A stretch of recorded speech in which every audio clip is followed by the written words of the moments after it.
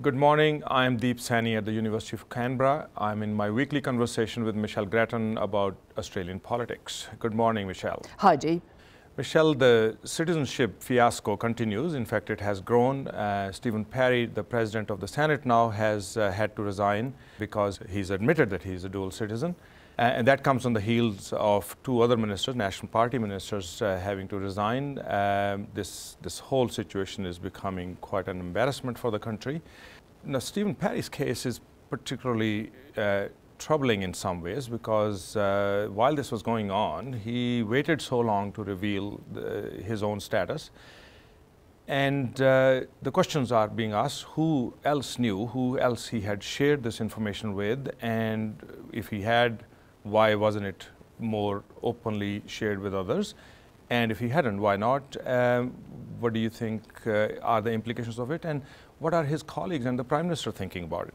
He knew when Fiona Nash declared that she was a British citizen and therefore she was going to be referred to the High Court, that he was in a similar situation because like the now former National Party minister, he was of British parentage. So that's quite a long time ago. That's back in August, and yet he sat on that information.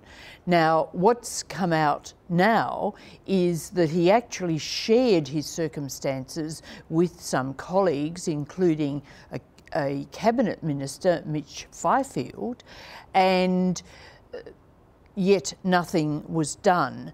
And the suggestion is that the vibe, if you like, from the conversations he had was that he should just wait and see what the High Court decided. The government at that stage felt that its ministers, then ministers, Barnaby Joyce, Fiona Nash, would get through that High Court case. Now, of course, they didn't. And therefore, after he saw the decision last Friday, Stephen Parry made inquiries from the British government and found, as he expected, that he was a dual citizen, and he quit Parliament immediately. But it's a really bad look, both from his point of view. After all, this is the Senate President, the presiding officer of the upper house, and he let all that run on without doing anything.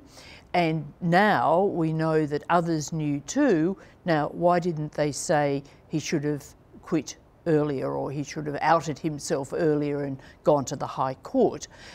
Obviously, the Prime Minister is very critical of this, and before he knew about these others being aware of Mr. Parry's circumstances, he made a statement saying that Stephen Parry should have acted earlier. Matthias Cormann, the Senate deputy, was also publicly critical. So the government has just once again found itself compounding its troubles by not acting properly early.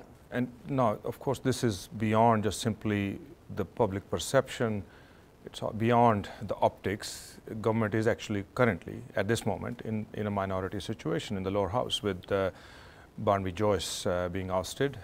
He's going for an election. Government will remain in a precarious situation until we know the results of that election. What are the chances of him winning that seat? What is the competition like? What is the situation? I think if you can get money on Barnaby Joyce winning that seat, it would be a good idea. I think that the chances are nearly 100%, barring some incredible unforeseen circumstance, because Labor polls badly in that seat. One Nation has decided not to run because it's concentrating on the Queensland election.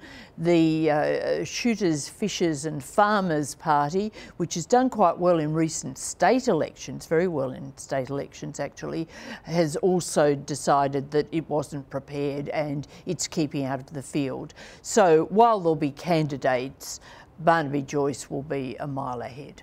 As this issue works its way through, there are members of Parliament who are now calling for an independent audit of the citizenship status of all the MPs. The major parties are, of course, resisting that call, although there are signs that Labour Party may be warming up to the idea because they have nothing to lose and perhaps something to gain. What do you think is going to be the usefulness of such an audit, and what are the chances we would get it? I think the chances at the moment are somewhat unclear. As you say, Labor might change its position because this public pressure, and it could feel that it could get a tactical advantage on the government by supporting an audit, and it's pretty confident of its own people. The arguments for an audit, well, it would clear the air, it would be responding to public disillusionment over the situation that the Parliament's now in. It would be a complicated process though. It would take some time. From the government's point of view, it could end up with fresh by-elections, goodness knows where, that could even put the government's whole position in jeopardy, but certainly it would be fairly chaotic while all that was going on, so it would just increase the uncertainty, and the government clearly just doesn't want to take the risk of an audit. But whether that position will hold, nothing is predictable in this current situation. This is of course not the only thing that's happening with regard to Australian politics. There is the issue in the Manus detention centre, where the centre has been closed, but the detainees are refusing to leave, citing security concerns and so on. All the supervisors have left the station, detainees are on their own. What are Australia's responsibilities in this regard? Well, Australia's trying to wash its hands of the situation. It's saying, well, it's all up to PNG now. I think that this is quite reprehensible in terms of policy and morally. The situation there is potentially very volatile. These people are obviously very agitated. They haven't got facilities, and this is going to get worse and worse in the place that they are.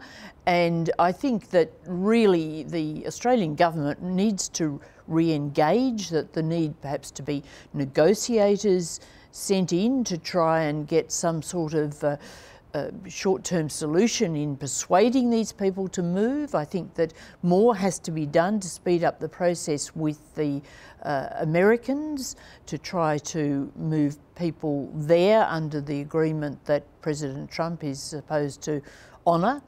And also New Zealand, with its new government, is willing to take some people. Now, Australia has always resisted that offer because New Zealanders can, of course, then easily come to Australia. But I think it's time for Malcolm Turnbull, who's having talks with the new New Zealand Prime Minister, to say, well, yes, we will take up that offer, even though he wouldn't want to, and there's no indication that he will. But surely it's time for us to try and get these people off Manus as quickly as possible to wherever possible. Well, thank you, Michelle. Let's see how the citizenship saga actually unfolds. There'll be more twists and turns. There will certainly be more twists and turns, and I'll look forward to another conversation, hopefully about this issue next week again. Thank you, Deep.